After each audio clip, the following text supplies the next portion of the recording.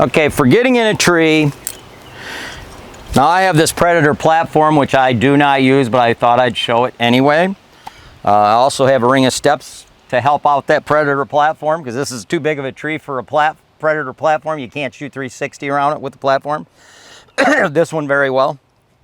So anyway, take your lineman rope, hook your carabiner to your lineman loop here.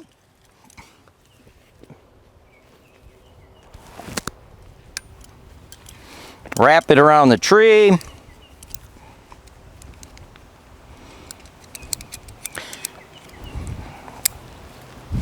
Hook it to the carabiner, or hook it to your lineman loop, and then you basically climb up the tree. Now I've got this tree set up with a ring of steps.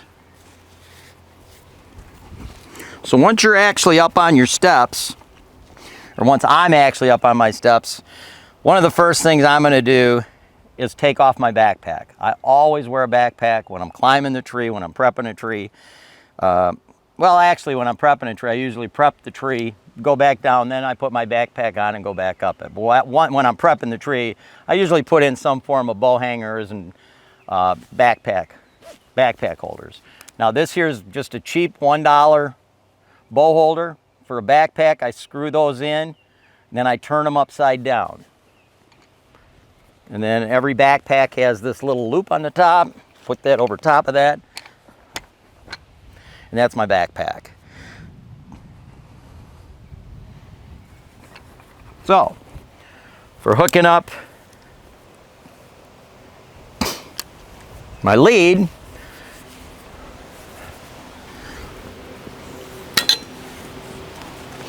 my bow would not be in the tree at this point, so that noise would not have been there. I'd pull my bow up later, it'd be on a bow rope. When I'm hooking up in the tree, what I'm going to do is what I showed you before with the girth hitch. But this is the way I like to hook it up. Basically, bring it up here, take the loop, stick your hand through the loop, grab the rope, and pull the rope through. So now what you've got is basically you've got your loop with the rope pulled through it.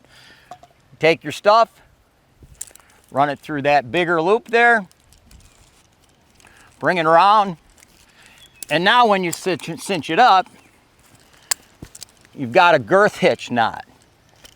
And that girth hitch is a lot stronger. It's going to stay in position. It's not going to slide up because it's not just a big loop with a rope running through it. As you can see, that doesn't move very easy. And you can tighten that up however you want it. And I was watching a video this morning, and it was a really nice video about tree stands versus saddles.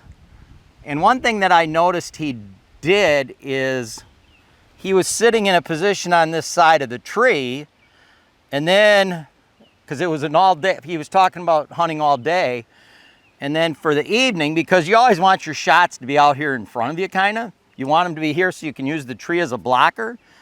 So what he did when he was going to hunt in the evening, because he expected the deer to come from this direction in the evening, is he took and he let a little bit of lead out, and he wrapped his, he was on a platform, which I never would use a platform, but he wrapped his lead over his shoulder, and now he's standing on the platform with his back against the tree.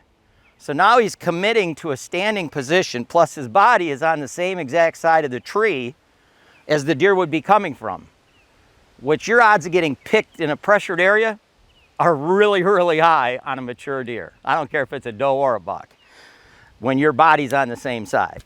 So the way to do that, now he had to do it because he was hunting off a platform only. He didn't have any steps around the back side of the tree. So if you're gonna hunt an all-day sit and you expect movements in the evening to be from that direction, you know, the opposite of what they're gonna be in the morning, he's expecting his morning direction this way and his evening this way. It's really simple. When you put up your platform, put a couple extra steps, put 3 or 4 extra steps around the back side of the tree.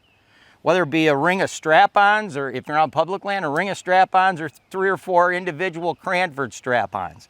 And then all you have to do is walk around the tree to the other side, and then just loosen this up a little bit, slide it around, stand on your steps over here, and then snug it back up. So now you still have the tree as a blocker for the deer coming from that direction. There's absolutely no reason on earth to stay on the same side of the tree as the deer are coming in from.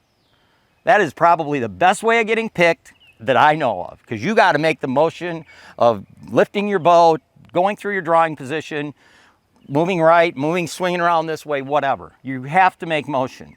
And I have a quick story. I had a friend 20 years ago. He was hunting public land, and it was in December, and he had a 2.5-year-old 8-point that he was after. There was about 16 inches of snow on the ground, and that's back when you could bait. And he hunted out of a tree stand. Well, there was a swamp about 30 yards in front of him. He was in this massive white oak, and he had a tree stand facing the bait. The bait was 15 yards out, and then 15 yards farther was this edge of the swamp. And the first 2 hunts he hunted there, he had a mature doe come in with 2 fawns. The 2 fawns came right into the bait, but she knew that tree stand was there because he also hunted that before gun season and during gun season. So she knew that was there. So she never stuck her nose out beyond the edge of that swamp, and the foliage is down so he could see him coming, and he's sitting tight. He's sitting in his tree stand. His body is actually blocked because the tree's all behind him. But still, the doe stopped, and she looked in the tree stand, and she could see that he was there. And then she'd stomp the ground, snort, and blow, and then run off, and the fawns would turn around and run off as well. So he told me about this. This is in northern Michigan. And I said, you want me to kill it? I was pretty cocky, and I was way too arrogant to do this, but I did it anyway. I said, would you like her dead? And he said, how are you going to kill it if I can? And this guy was a good hunter. He shot a lot of deer. And I said, that's not what I asked you. I said, do you want me to kill her? And he said, yeah, I'd like her out of there, because there's no way I'm going to kill that buck with that doe blowing every time, you know, because the buck's going to come in right at dark if he comes in at all. So he said, yeah, you can give it a shot. So he took me over there the next day, like at 10, 11 o'clock in the morning.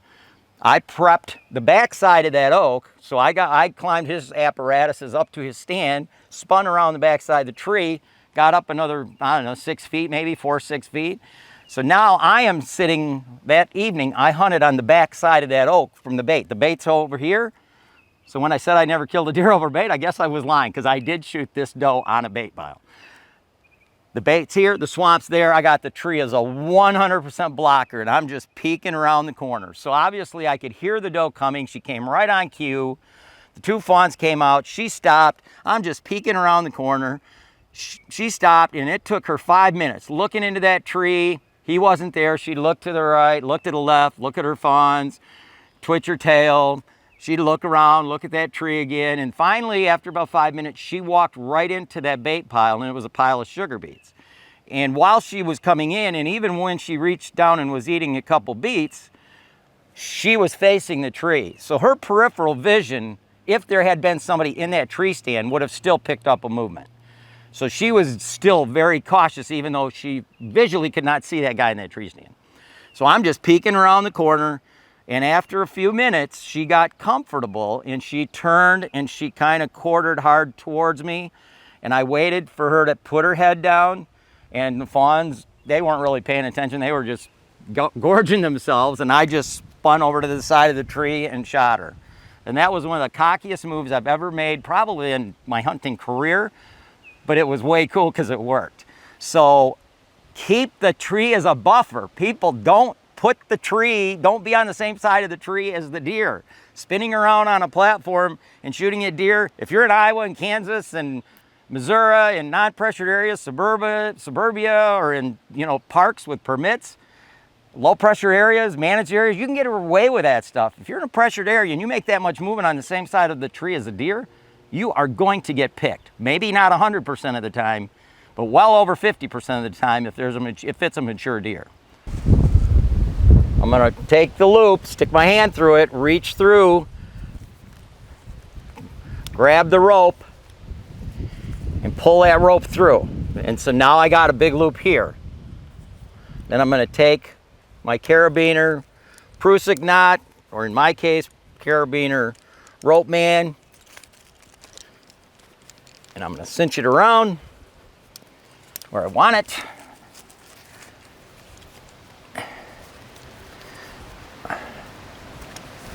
And I'm going to have me a girth hitch. Now I like to have this at about eye level, so right about there when I'm standing on my steps, and I am on a ring of steps. Then you take your carabiner. I like to pull it up so it's maybe 12 inches because I kind of know how far up my bridge strap is. So about 12 inches. Then I reach up.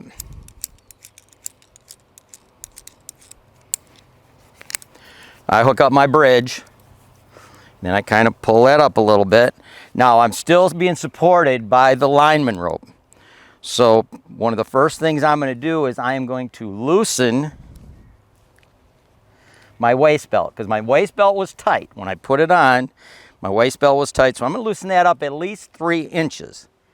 And then I'm going to reach around the tree, and I'm going to take both panels. Got to loosen that belt a little bit more. And I'm going to slide them under my butt. Okay. Now, I'm somewhat supported by the lineman rope, but I'm also supported by the tree tether. And I'm going to pull this up so I am 100% now supported by the tree tether. This is loose. So once that is loose,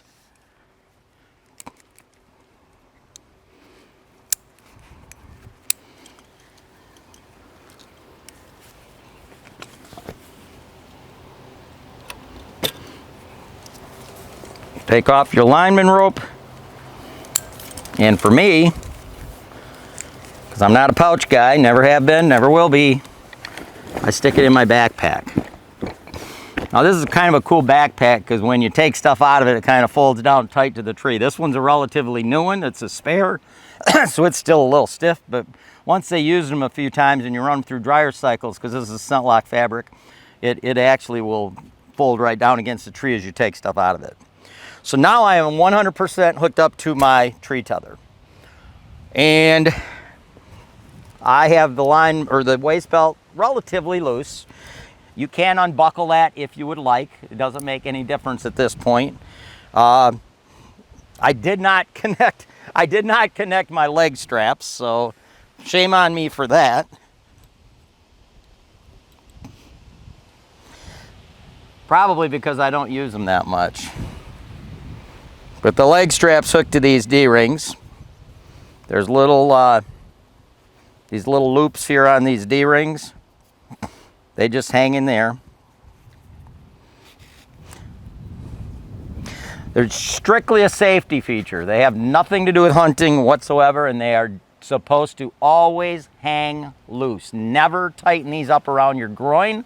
It'll cut off your femur circulation. It'll put your legs to sleep. So those always hang loose. Period. End of discussion. And again, the waist belt you can disattach or leave attached, but keep that loose as well.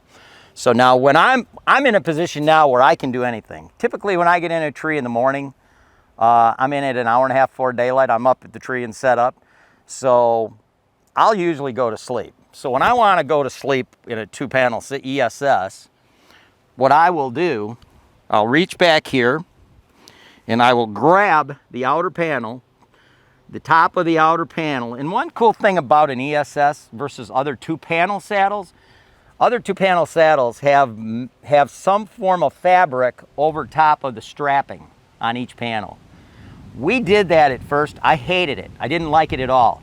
I built an ESS for functionality and for killing and comfort. It has nothing to do with cosmetics. I could care less about what a deer thinks about what this thing looks like, or people. It's about killing stuff. So the function of not putting fabric over top of my panels is this. When I reach up, I'll kind of slide over here so you can see it.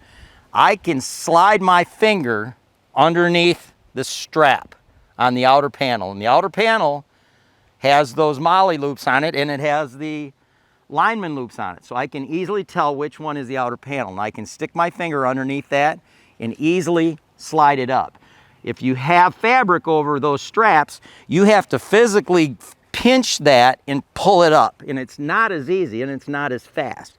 So when you can just stick your finger under it and do it, it's a lot faster. So when I'm sitting, you know, and I'm going to go to sleep for a while, I will actually adjust my panels apart so that I have a really deep seat and I got a lot of back support up above my waist. I would never hunt like that because I need the waist mobility. But then I would wrap my arms around the lead. So once in a while when you're sleeping, you do the herky-jerky thing and you go like that. So when you do that, this will make sure you don't go off to the side. So I wrap my arms around that, and then I just lay my head forward on this. And sometimes I'll bring a little pad to wrap around this, and I'll just fall asleep until it cracks through daylight. Once it gets daylight, same exact deal. Because this saddle, the panels are totally exposed, the straps, you just reach out with your thumb, grab that, and pull it down where you want it.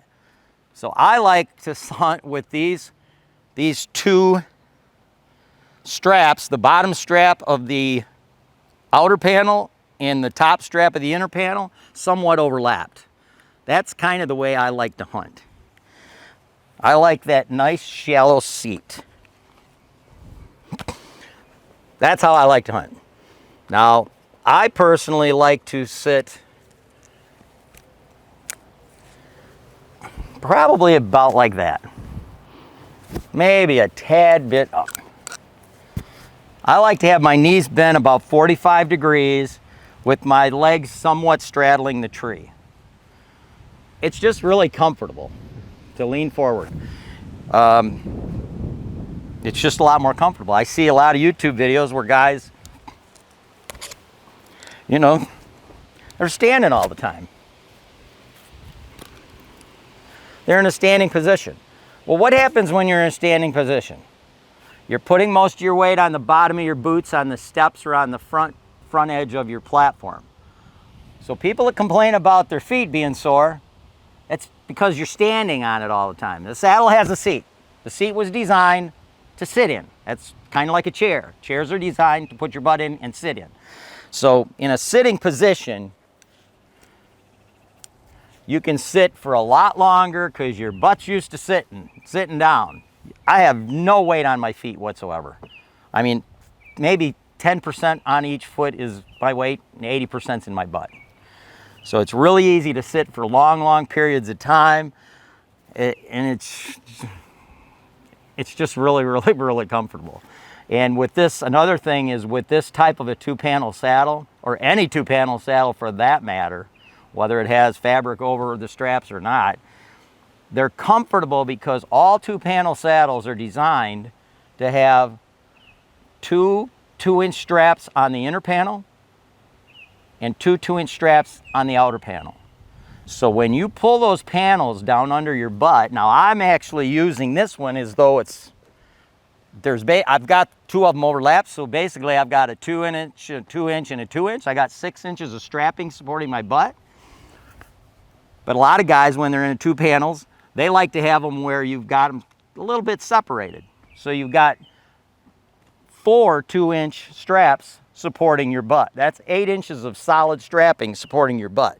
And that strapping is a lot more comfortable than a single panel saddle, because on a single panel saddle, you've got a single 2-inch strap under the cheeks of your butt, and you got a 2-inch strap up at the top of the saddle. Everything else in between, it's just a piece of fabric. So you've only got 2 major support straps. And the one on the bottom of your butt, in the crease of your butt, is doing most of the supporting. Whereas with a 2-panel saddle, you're gonna have at least 4 inches here because you got 2-inch straps on the inner panel. So even if you had your outer panel way up here into your back, you're still gonna have 4 inches of support under your butt instead of 2. So it's just a lot more comfortable. Another thing I didn't mention, when I hooked up my tree tether, is I like it at eye height for a very specific reason. When I take my bow and I'm drawing on a deer, It's just a lot easier for my elbow to slide over top. My shoulder hurts like crazy. It's easier for my elbow to slide over top. If I have this hooked way up here, like a lot of YouTube guys do, they reach up as high as they can put their tree tether and hook it up. Well, then when you take your shot, your tether's coming down here in front of your face. So it's hard if you're shooting to your 9 o'clock. A lot of times that's in the way of your elbow. You have to actually lean back and draw and then come back up here like that. So with this down at eye level, you can easily shoot any of these directions when you take a shot, because this is totally 100% out of your way. Also, when you hook it up really high, it's more uncomfortable, because the higher you hook it, the more this angle is, and the less you can lean forward. You can't lean forward because the strap's in your face. So by having the strap low, coming out like this as opposed to coming down like this, you can lean forward and it's just a lot easier to rest. Just much, much easier to rest. Another thing that I need to mention, when you're setting up a tree, if you kind of have an idea where your shot opportunities are going to come from, you should always set the tree up where you assume your shot is going to be anywhere between 10 o'clock and 1 o'clock. So I'm at 6. The opposite side of the tree is 12. 1 o'clock would be over there. 10 o'clock is going to be over here. That way, you're always going to be able to keep the tree as a buffer between you and the deer, so you don't get picked. I'm a big don't get picked guy, because years ago I got picked all the time, and now I don't.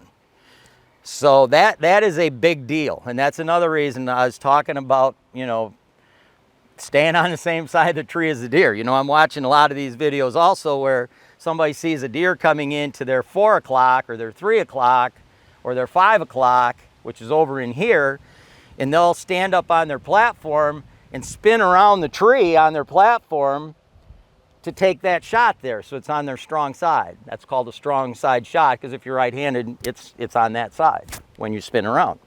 That's not the way you do it. And I've got my bow holders in this tree set up for a very, very specific reason. It's the way I set up all my trees. If I'm sitting here and I see a deer coming in, and it's going to come in and I can just see that everything's going to come right to here. That's going to be my shot. I don't want to pick up my bow and come over here and do this. That's way too much movement on the same side of the tree. It's the easiest way to do it, but it's too much movement, too many odds of getting picked. So the way to do it, if you notice, which you can't see from the camera, so you can't notice, I've got a bow hanger right here in front of me. I've got a bow hanger right here that the bow is hanging on. I also have a bow hanger on the other side of the tree. So whenever I see a shot and it's going to present itself over here, what I'm going to do, I'm going to pick up my bow, put it on the bow holder over here, and then I'm going to move my body over here on some other steps. I may let out a little bit of lead, because as you move around the tree, it raises your body, so I need extra lead, and I'm going to sit over here on this side. And then when that shot opportunity comes, I can make it. I can easily shoot over here.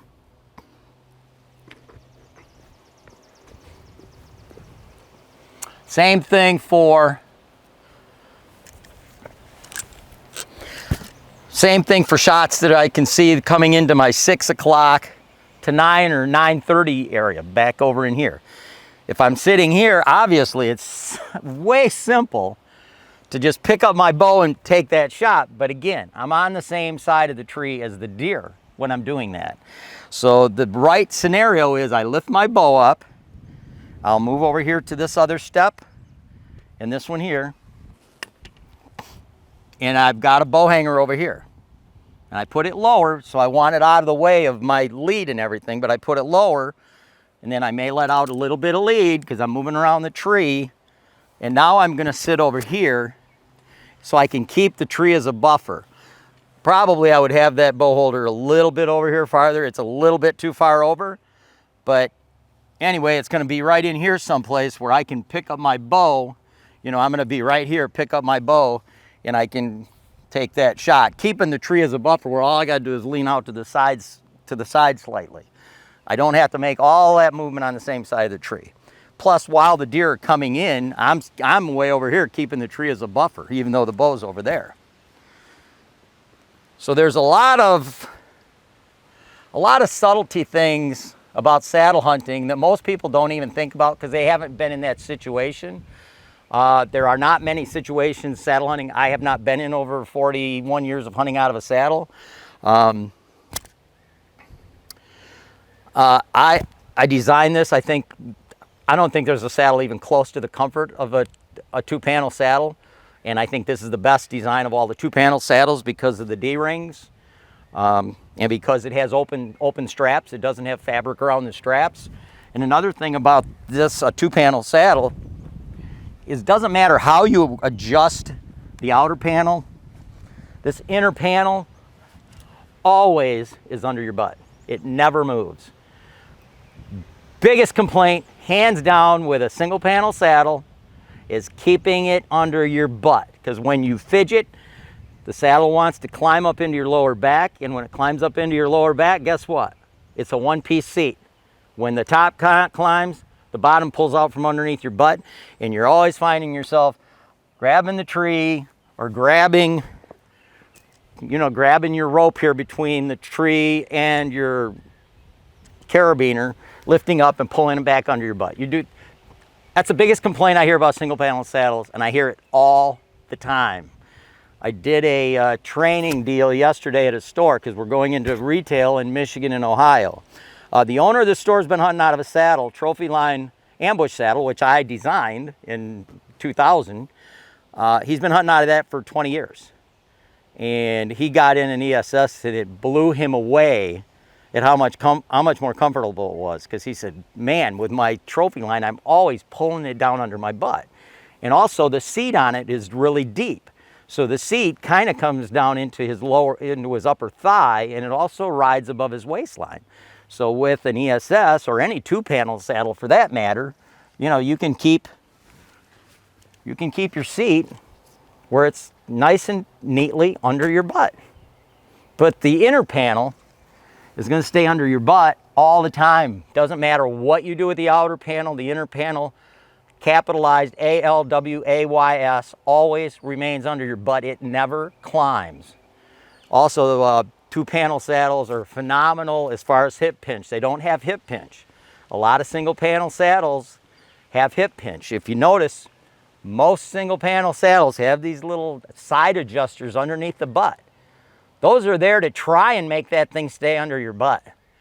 And they don't do a very good job of it, because what that tries to do is it tries to pull up on the bottom strap, which is the bottom strap of the saddle, and it tries to cup that up under your butt cheeks, because the thing climbs up all the time, but it doesn't work. It helps, yeah, it helps a little bit, but you're still finding yourself constantly pulling that seat back down. With a two-panel saddle, that is never an issue.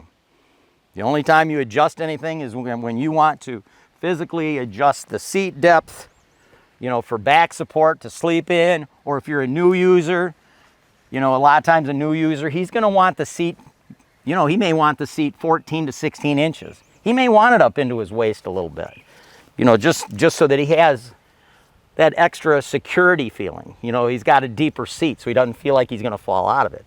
But once you've hunted out of a saddle for a while, you're definitely going to gravitate to a shallower seat. A shallower seat is more comfortable. It gives you a lot more opportunity. It allows you to spin at the waist, like this. If you have to shoot behind you, I don't like doing that shot, but sometimes when stuff happens, where you don't have time to think about it and move around the tree and do everything right because the buck's chasing the doe, that's a shot you have to take. So with a two-panel saddle and hunting out of a shallower seat, as you get more experience, you've got that waist movement. Whereas if you get something where your saddle's up into here, you don't have that waist movement because your upper body is locked to your lower body. So that waist movement is gone. You can still spin a little bit because your bridge will slide through your carabiners, so that'll give you a little bit of movement this way. But that's about it. Whereas when you got a shallow saddle, you can shoot around over to here. I'm picking up probably from 5 to 7 o'clock without even moving hardly at all, just by having a lower seat. So you're picking up an extra 2 hours of shooting area. And I don't know if I mentioned it, but with a platform, I don't have anything against platforms. They put your body farther away from the tree because a lot of people stand on the leading edge of it. So put your body 18 inches farther from the tree. It makes, even if you have steps around the back side of the tree, if you're hunting out of a platform, it's a bigger body movement to move over to your first step because you're coming from 18 inches off the tree. So that makes that movement more noticeable to a deer in a pressured area to get picked.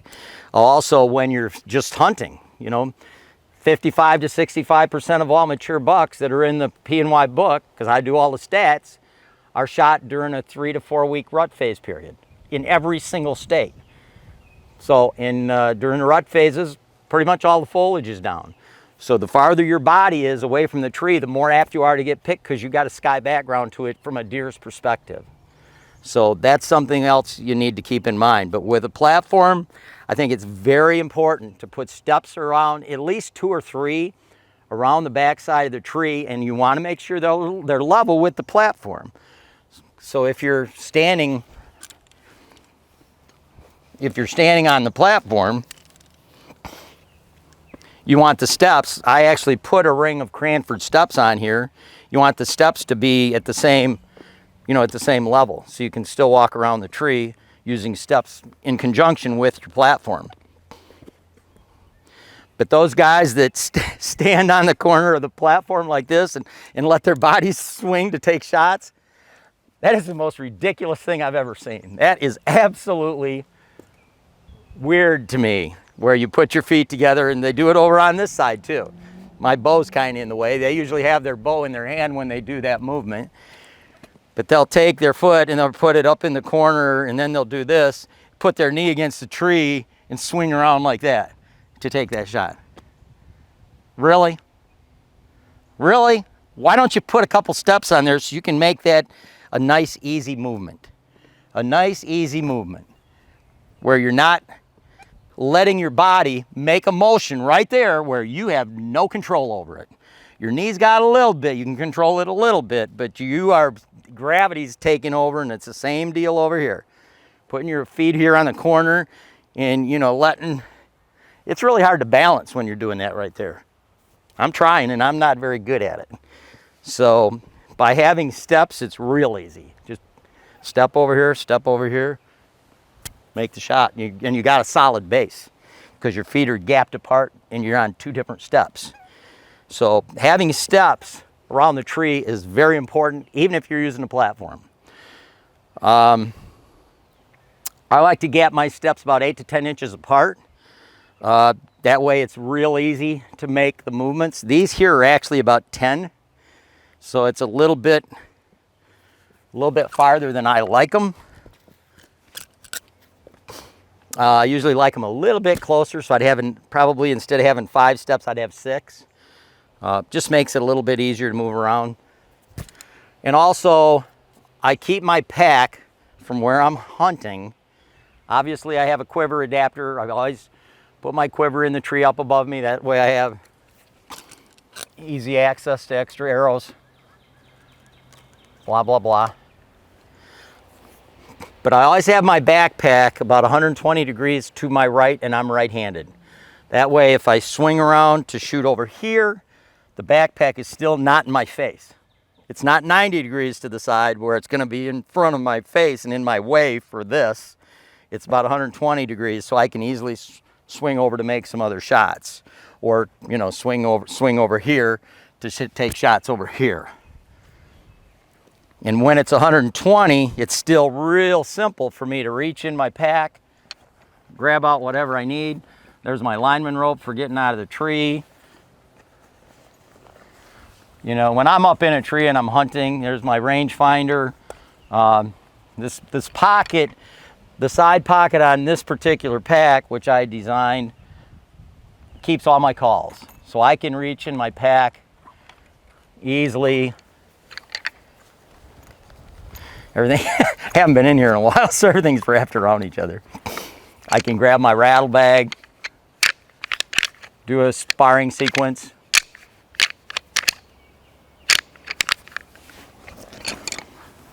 Can reach in my bag, do an inhale grunt.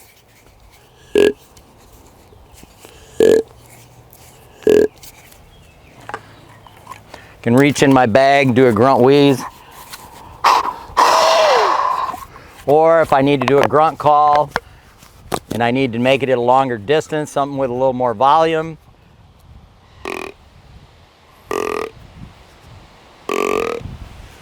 That's an exhale call. I also carry a fawn in distress call, and I always carry a saw. I actually carry this Gerber. I've had this for a long time, and this is just for cutting stuff when I'm bumping the tree. Even on public land, if there's a little stuff up in the tree that's in my way, I cut it out of the way if it's little stuff. And also, the reason I personally like this Gerber is it also comes with a pelvic blade. So I can easily undo this screw. In fact, it's loose. Undo that screw and put a pelvic blade in it for cutting open the pelvic of a deer when I kill a deer. So in the dark, it can be pitch black out, and I can reach in my pack because it's basically out of memory. I can grab anything out of there. Changing clothes, that's another deal. I'm going to do a short video. We're going to do some pretending here like it's deer season, and we're going to pretend I have on my camouflage scent lock suit. Even though this is a scouting jacket and these are white pants, I'm wearing these light colored pants for a reason, so you can see the panels on the saddles and how you can adjust them for different things. But anyway, I'm going to do a video on changing your clothing in a tree with a 2-panel saddle. With a single panel saddle, right now with a 2-panel, I've got it just cradling my butt. Basically, they're slightly overlapped. So I got about a 9-inch seat. Most single panel saddles are anywhere from 14 to 18-inch deep seats. So they're going to be riding someplace up into here. So it's very hard because you can't change that seat depth. It is a constant as long as you own it. It's very difficult to change your clothes because you're bound up here. You're bound at the waist. It's hard to take stuff off and tuck it and retuck it and untuck it. So with a 2-panel, here's what I do. I just take the 2 panels, slide the outer panel down over the inner panel. The inner panel always stays under your butt. The only panel you ever adjust is the outer panel. So I slide them under my butt so they're totally overlapped. Now I got a 6-inch seat, and as you can see, my whole upper waist is wide open. So for changing clothes, and the reason I would change clothes is this. If I'm out here on a morning hunt or an all-day sit, or a morning through midday sit during the rut phases, it's going to be cold when I come in. And I want to go in really light if I got a long entry so I don't overheat and perspire and get my base garment damp. So I'll go in with usually a t-shirt, just a cotton tee with my scent lock jacket. I always wear my scent lock jacket and pants, so if I touch vegetation, I'm not leaving any human odor. So once I get up in the tree, I'll take off my scent lock jacket, hang it on a bow holder, because I always have several bow holders in my tree. And then I will basically, jacket's off, my pack's over here. It's always about 120 degrees to my right, so I can easily access it. And one thing I wanted to mention about a pack, and I left this out for a reason, this particular pack has black straps, and it has 2 of them. So when I put my pack up here, I make sure that I adjust these straps so that the strap is almost out to the end of the buckle. That way, when that pack is hanging, these straps are underneath it. There's nothing a tag end to that black strap hanging out there, 2 of them, where the wind could make them move and be something to get picked. This is, I hunt pressured areas exclusively, pretty much. Well, I do go out west. But where I hunt, just a little piece of fabric flinging in the wind against a great tree is easy for a deer to see in their peripheral vision. So make sure you take your backpack strap and put them up all the way to the end so that they're tucked underneath the actual pack when you're hunting. So I've got my jacket off. I've taken my ESS, doubled over the panels. I had a long entry. It's still dark. I'm up in the tree an hour and a half before daylight. I take off the jacket, let my body cool down. If I've got a cotton tee, I'll take that off, put it in a Ziploc baggie, and then flatten it out and put it in my pack. And then I'll put on a base icebreaker layer. And then usually I'll put on other layers as well, because those are going to be in my backpack. So just to make this quick, this here's a vest. This is a Rivers West vest. It has a polyurethane membrane in it. It's waterproof. It has tape seams, but the only reason I like it is because it's windproof. The waterproof part I don't care about. It's an undergarment. So I'll put that on. I will usually put on another icebreaker. Icebreaker's hands down the best merino wool in the world. So I'll put on an icebreaker, then I'll put this vest over top to block the wind, because a lot of times I'm wearing a permeable scent lock jacket. And then I'll put my jacket back on. Now if I put on, when I put on my icebreaker merino wool undergarment, I'll tuck that into my pants. And that's one thing that's cool, is the way this is, I've got so much exposed here, all I have to do is undo the front of my pants, usually my belt buckle, unzip it, and I can actually, easily stand up and tuck everything in.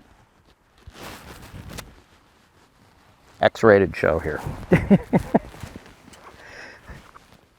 Once I tuck it in, snap everything back shut, pull the vest down, pull the jacket down. This is a snap jacket, which I never ever wear. This is strictly a scouting jacket.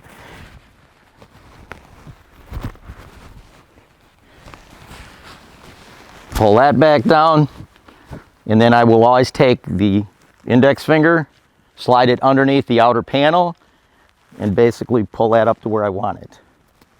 Usually they're either just touching or slightly overlapping, because that still gives me all this upper body mobility to spin at the waist. That's another thing with a single panel saddle. They're usually up into here as opposed to down here.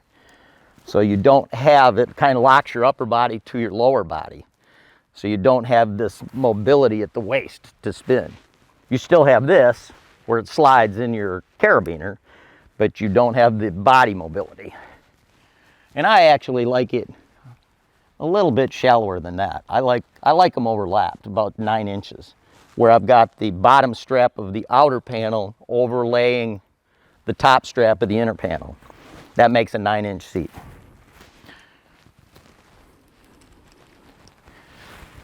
And then I'm hunting. And then about 11 o'clock, starts getting hot out. Let's say it's 20 degrees when I go in. 11 o'clock, it's 35, 40 degrees. I start to overheat because the sun's beating on me. Unzip the jacket, take it off.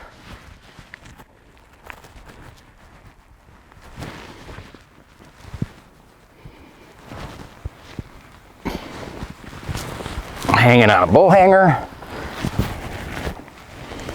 Lift my weight up. Pull these down so they totally overlap each other, because now I'm having to untuck something. I'm usually going to have to untuck my merino wool that I'd tucked into my pants, because I'll have usually 2 merinos. I'll have a lightweight base and then a 260 heavyweight as a layer garment plus this vest. I'll take off my vest.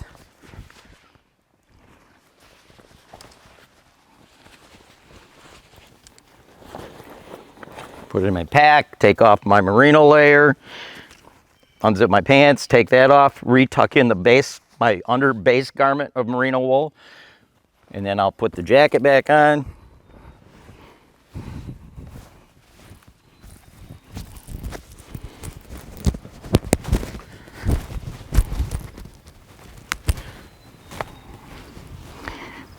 it down. Then I'll take the outer panel and pull it up to where I like it. And again, I like it where it's just slightly overlapping the inner panel. About like that. And now I'm hunting again. And anytime, you know, when I'm coming out here and I know I'm going to be changing my clothes, I always put my clothing in my backpack in the manner I'm going to be taking it out. So once I'm here in the morning before daylight, I'm putting on my garments. I'm taking them out, putting them on, putting them on. When I take them off at 11 or 12 or whatever, when I take them off, I'm putting them in the same order as I will be when I'm going to take them out again in the afternoon when it starts to get cold. Because you get 3, 4, 5 o'clock, it starts to cool down during rut phases if you're on an all-day sit. So, you know, when you do unzip your pack to put your garments back on, because you're going to get chilly otherwise, you're taking them out in the same order that you need them. You don't have to reach around and look. You just reach in the pack and grab whatever's on top. And then a lot of times, if I've got a really long exit route, because a lot of times my exit's different than my entry, depending on the location, before I get out of the tree, after dark, I will actually take off my sunlock jacket, hang it up, and take off my garments that I had put on for the evening hunt. And I'll put them in my pack. That way I'm not going to overheat and perspire, because I don't like perspiring. I don't like to get any of my clothing compromised, even though they're undergarments. As long as I got sunlock on my exterior, I'm not worried about anything, but still, as long as I know they're relatively clean, as far as my base layers, I'll reuse them multiple times. As soon as they get damp with perspiration, they get washed in non-scent detergent and put back in their appropriate tote. So anyway, when I get down after dark, a lot of times I'll take off my clothing, put my sunlock jacket back on, and then take out my lineman rope, hook it up to the tree, disattach my tree tether, and then go down the tree with my lineman rope on. Put the tree tether back in my backpack. I do not use pouches. Never have, never will. Can't see the reason for it. Pouches just hang down. You know, when you're sitting like this, your pouch is hanging. And people don't notice this, but I did a video with my son John, and just to kind of promote pouches, even though I don't use them, I'm on Tethered Pro staff, so I figured I'd promote something because everybody was using them on YouTube. Probably because the last 5 years, that's what people are pushing. They're pushing stuff. So anyway, I did a video and those pouches were hanging down, and without even thinking about it, I moved around the tree. You know, I moved and then I stopped. And then when we watched the video back, when I stopped, that pouch kept moving because it had weight in it. It had weight at the bottom and it's dangling. It's not up against something where it's going to, you know, it's got pressure. It's dangling, and it kept moving. And when you're in a state where you got 320,000 bow hunters and it's a $2 state, once somebody kills one buck, they're still hunting. We've got, not only do we have more bow hunters than any other state, we're a $2 state. So that's double the pressure when you really think about it. All your good, decent hunters, they're going to kill a buck early. So, and then they're going to keep hunting and hopefully kill a big one later. So they keep hunting. We've got double the pressure. It's not like a $1 state where you kill a deer and you're done. So getting picked here is a big deal because mature deer here look in trees for people. It's hard to comprehend that for a lot of people out west, but New York, PA, Delaware, Massachusetts, there's just a lot of Virginia, West Virginia, there's so much pressure that deer physically look in trees for hunters in the pressured areas. Obviously there's managed areas and parks with permits and, you know, public land, archery only counties or zones, and those get less pressure. But when you're in a heavily pressured area, man, you better pay attention to big details. All those little details, pouch swinging for 1.5 seconds or 2 seconds. Your backpack straps dangling that are black against a gray tree, and if it's windy, they're gonna be moving. That's just movement, and deer notice that. So that's really important not to let that happen. Brought my bow up on this particular video. Thought it'd be kind of nice to have the bow in the tree. I'm a Matthews guy. I've been on their pro staff for a lot of years. I shot fingers. That's why I started out with Matthews. Them and Hoyt were the only two that made a decent fingers bow. And I've just stayed with them because I switched to a release a couple years ago. But anyway, again, typically my bow is going to be hanging 90 degrees off to my left during the actual hunt. And then as I need to move my bow around, you know, I can easily move my bow around the tree, let out some strap, and, you know, keep the tree as a buffer all the time and make shots. Something else that I use all the time is knee pads. So Tethered makes a really nice set of knee pads. Trophy Line makes a nice pair of knee pads. Trophy Lines are what I've used for probably for 20 years. Tethered ones are better, but I've still got Trophy Lines, so that's what I've been using. I think they're both about the same price. I see quite a few guys, when they take shots, you know, they put their foot up against the tree like this if they're shooting over here. You never do that. You never put your foot against a tree. What's that gonna do? When you put your foot against a tree, it's gonna be during a period when more than likely the deer's close because you're getting ready for a shot. So this happens to be a smooth bark popple. But if you're in a black cherry that's got rough bark, a white oak that's got rough bark, hickory, which people don't hunt hickories much, but any type of a rough bark tree, and sometimes even on this, you might have something, a little piece of wood sticking out a little bit, and when you go to put your foot against that tree, you're gonna break it, pop it. It's gonna make a pop. That hunt's over here. Out west, TV, Fantasyland, yeah, you can keep hunting. The deer may look, but he'll turn around and keep walking. You'll still get the shot. So that's what steps are for. Put steps in your tree, even if you're using a platform, put steps around the back side of the tree. You can easily move around, keep the tree as a buffer, and do everything proper. Details are important. Pay attention to details. I've been doing this for I've been hunting out of a saddle for 41 years. I've taken 44 book bucks, shot many other bucks, many other does. Nobody's been hunting out of a saddle any longer than I have, and I am 100% positive nobody's taken 44 book bucks out of a saddle. And again, I like hooking up at about, when I'm standing, at about eye level. And I like sitting.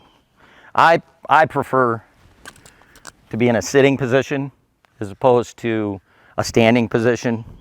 I like my legs to be somewhat straddling the tree. It's just a lot more comfortable. Saddles are designed with a seat for a reason. It's to sit in. It's like a chair. Otherwise, it wouldn't be a seat. It'd just be a back support you could lean against. So when I'm hunting, I usually got about 10% of my weight in each foot and about 80% in my butt, in my seat. That's why there's a seat in a saddle. You know, these guys I see on YouTube standing up like this, and then I hear people complaining all the time, well, my feet are sore. Well, sit in the damn seat, man. That's what the seat is for.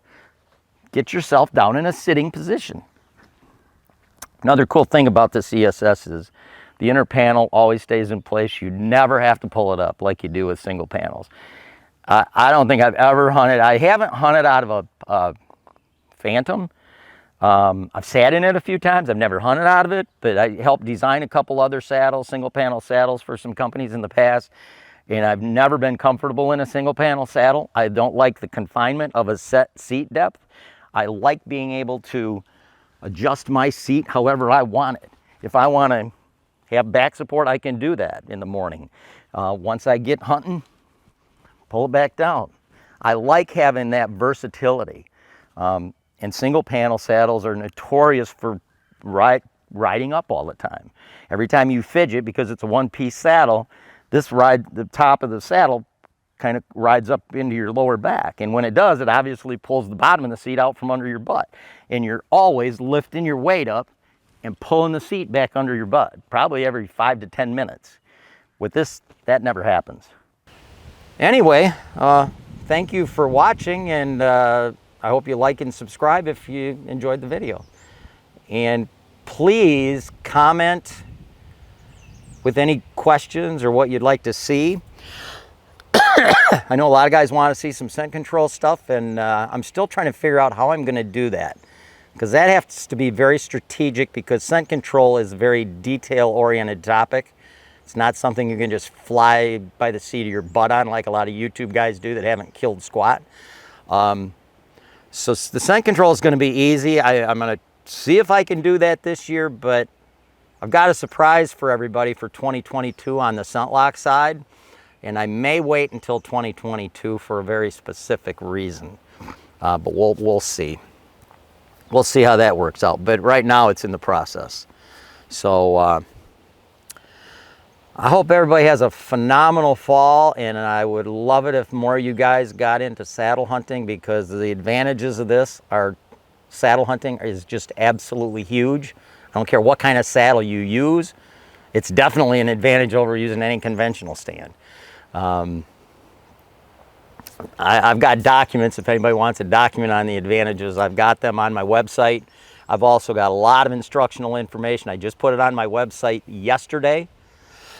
And today is May 26th, so 25th I put it on. If you go to my website at www.deer-john.net, basically deer-john.net. Up at the top of the home page, there's a bunch of links, tabs across the top. And if you hover over the ESS tab, which is Eberhart Signature Saddle tab, excuse me, it's cold out here. It's about 48 degrees. If you hover over that tab, there's going to be a lot of drop-down tabs come down, and one's going to be familiarizing yourself with all of the parts of a Eberhart Signature saddle. The second, there's another one there on putting on an Eberhart Signature saddle. There's a video on doing that, as well as this one will be posted there as well, but there's one on there right now. Another one will be setting up in a tree with any kind of saddle. It doesn't matter what kind of saddle. Another one's going to be on taking shots out of a tree, explaining the different shot angles and tree positions you want to be in and move around the tree in. I have videos on that as well. There's just a lot of different subcategories under that ESS drop-down menu tab. And anyway, that's something I think you guys may enjoy looking at. And also have a YouTube channel called Eberhart Outdoors. And this will be posted on that at some point as well. But anyway, take care. And again, I talk a lot. I've got a lot to say. I've been doing this a long time. I think I know this category better than anybody out there, period. I mean, there's a lot of guys that do one sticks, and I'm not ever going to do that. More power to them, because there's a lot of guys that are really, really, really good at it. And Carl Kasuth is one of them. He works for Tethered.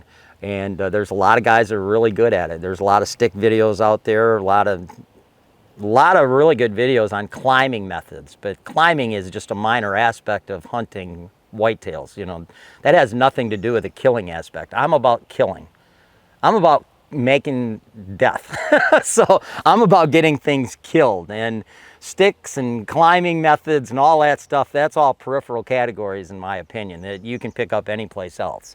I'm trying to give tips on putting you in the best position to maneuver around the tree, to be the most comfortable you can, have the most versatility you can with your saddle seat, and put yourself in killing positions. That's what this is all about. That's what saddle hunting does. There is no question whatsoever that of the 44 bucks I've shot out of a saddle, plus lots of other bucks, plus lots of hundreds of does, a couple hundred does probably, at least half of them I wouldn't have killed if I'd have been hunting out of tree stands. It made that big of a difference because I'm so limited to tree diameters and tree leans, and you can't shoot around the tree, and it's cumbersome, and you can't buck through brush with it. It's noisy to set up. I mean, people steal them if you leave them on public land. People hunt out of them if you leave them on public land. You got to have a stand in every tree you prep. I can prep, I'll have 40 some trees prepped this fall. I can walk to any one of them with this saddle and hunt it. You can't do that with a tree stand. The tree stand deal is just antiquated in my opinion. So get into saddle hunting. You won't be sorry. It may be a short learning curve for you, but you will not be disappointed in the end, because you will kill more stuff and you will have more opportunities. That's a guarantee. Have a good one. Thanks for watching another episode of Eberhart Outdoors, and please like and subscribe.